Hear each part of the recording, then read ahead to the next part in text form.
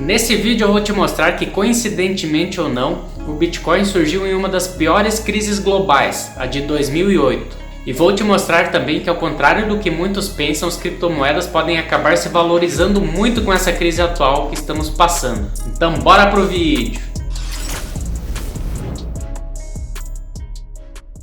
Apesar do sucesso estrondoso e do impacto que possui atualmente, a história de como surgiu o Bitcoin é relativamente curta e, ainda mais do que isso, é bem misteriosa.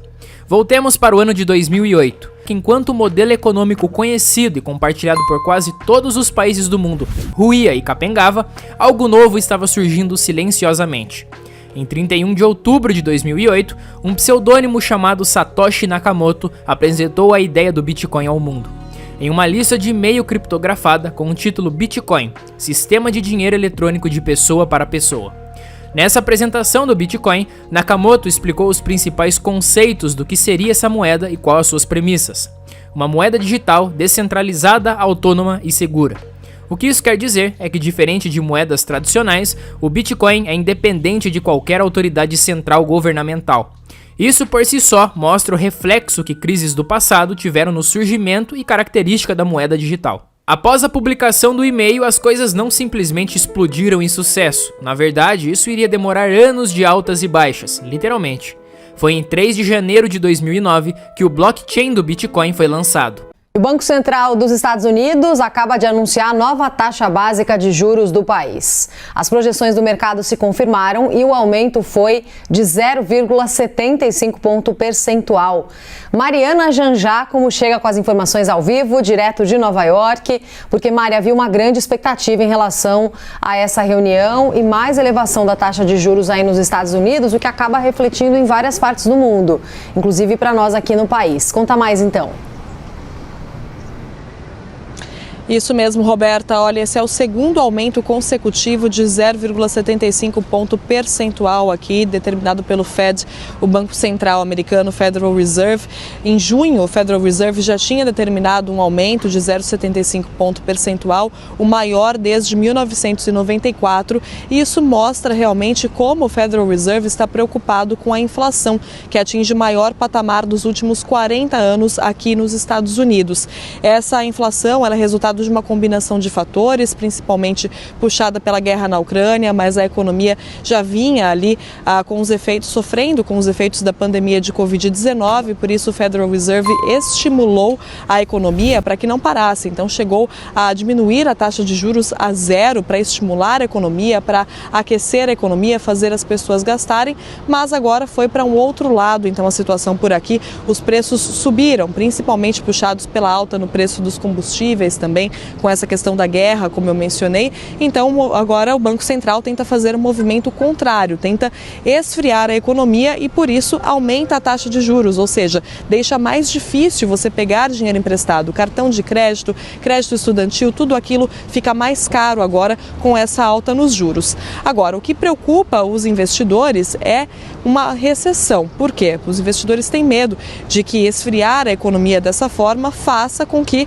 a situação vá para outro lado mais uma vez, então vá para uma situação de recessão, aí com cortes nos empregos, com contração da economia, tudo aquilo que a gente já sabe que o mundo já viveu recentemente, inclusive faz 2 anos por causa da pandemia. Então esse é o receio dos investidores e dos analistas nesse momento, mas o chefe do Fed, Jerome Powell, continua defendendo que é necessário sim aumentar mais a taxa de juros nesse momento. Ele diz que o perigo maior seria continuar com uma inflação crescente, que esse é o perigo maior nesse momento. Então, por isso, aumenta a taxa de juros. E lembrando aqui também, Roberta e Sidney, que no ano passado, a secretária do Tesouro dos Estados Unidos, a Janet Yellen, chegou a dizer que a inflação não seria um problema a longo prazo. E aí, neste ano, chegou a admitir que errou, que a inflação é sim um problema.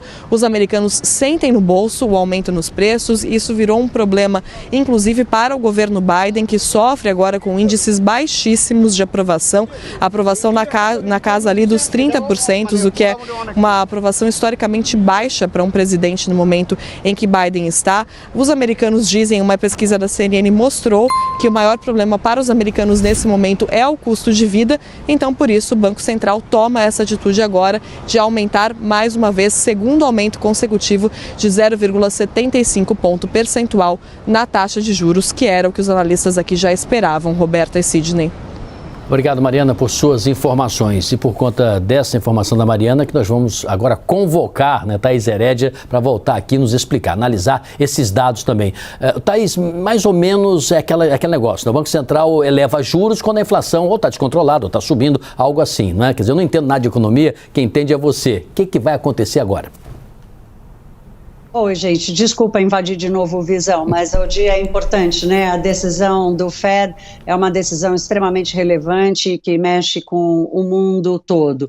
Olha, eu estava conversando agora há pouco com gente do mercado financeiro aqui para entender primeiro o seguinte, o que tem nas entrelinhas do comunicado, porque a comunicação do Banco Central é uma comunicação numa língua que chama banco centralês, e muitas vezes os recados estão meio escondidinhos ali entre uma palavra e outra. O presidente do Banco Central, Jerome Powell, acabou de começar há exatamente 4 minutos a sua entrevista coletiva. Ele faz primeiro um discurso que repete basicamente o que o comunicado já adiantou, e vocês e a Mariana Jean-Jacques já citou um pouco na entrada dela, e depois ele responde a perguntas de jornalistas. E a principal pergunta, Sidney, é exatamente sobre a recessão, Eu conversei agora há pouco com o Felipe Sichel, que é economista da Modal Mais, e ele me disse uma coisa muito interessante, porque ele falou, olha, o Fed reconhece o risco da inflação, tem medo de que ela fique uma coisa mais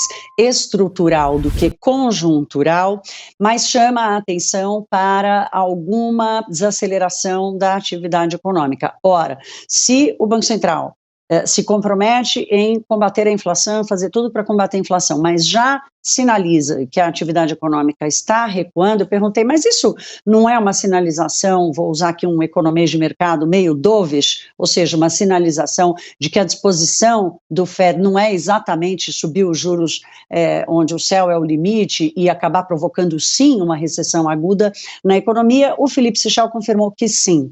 Há uma outra dúvida entre os economistas que é, ok, a recessão vai ser impossível de impedir, mas qual será o formato dela? Vai ser um V? Vai bater lá e vai voltar?